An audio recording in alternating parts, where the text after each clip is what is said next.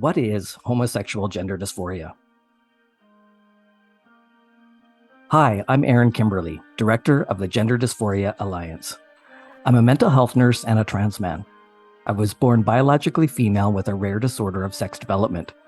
I'm same-sex attracted and transitioned to live as a man as a young adult due to severe gender dysphoria. There are 3 known pathways to the development of gender dysphoria described in the American Psychological Association's Diagnostic Manual. Autogynephilia is thought to be the most common and most intense of the 3, which can progress into gender dysphoria in adolescence or later in adulthood. Childhood onset gender dysphoria is highly correlated with later adult homosexuality, and less common is gender dysphoria related to a disorder of sex development. In this video, I'll be discussing the homosexual pathway. Gender nonconformity is a common and normal dimension of homosexuality, especially in childhood, which is seen across cultures and even in other animal species. However, cultural responses to gender nonconformity varies from total acceptance to open hostility in many places. In Samoa, for example, boys who exhibit strong feminine characteristics are identified as fa'afafine, which means in the manner of a woman. And many of these boys grow up to be highly effeminate gay men who participate in some aspects of social and occupational life with women and attract highly masculine men. The Western concept of gender dysphoria in children is characterized by a strong desire to be of the other gender or an insistence that one is the other gender. A strong preference for cross-dressing, cross-gender roles in make-believe play or fantasy play, for the toys, games, or activities stereotypically used or engaged in by the other gender, for playmates of the other gender, a strong rejection of sex-typical toys, games, and activities, a strong dislike of one's sexual anatomy, and a strong desire for the physical sex characteristics that match one's experienced gender. How does this medical model fit with what is known about homosexuality globally? There are 2 studies I'd like to highlight.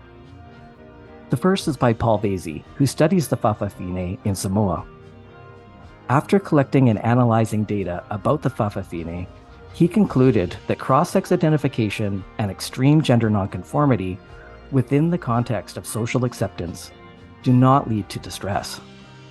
In other words, gender nonconformity is a universal aspect of homosexuality, whereas gender dysphoria is culture-bound, related to the societal responses to gender nonconformity.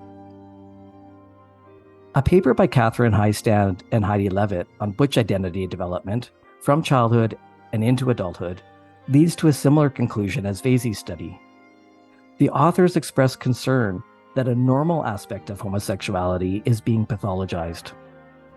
Despite the fact that approximately 85% of kids who express a strong discomfort with their biological sex do reconcile themselves with their sexuality and their body through adolescence.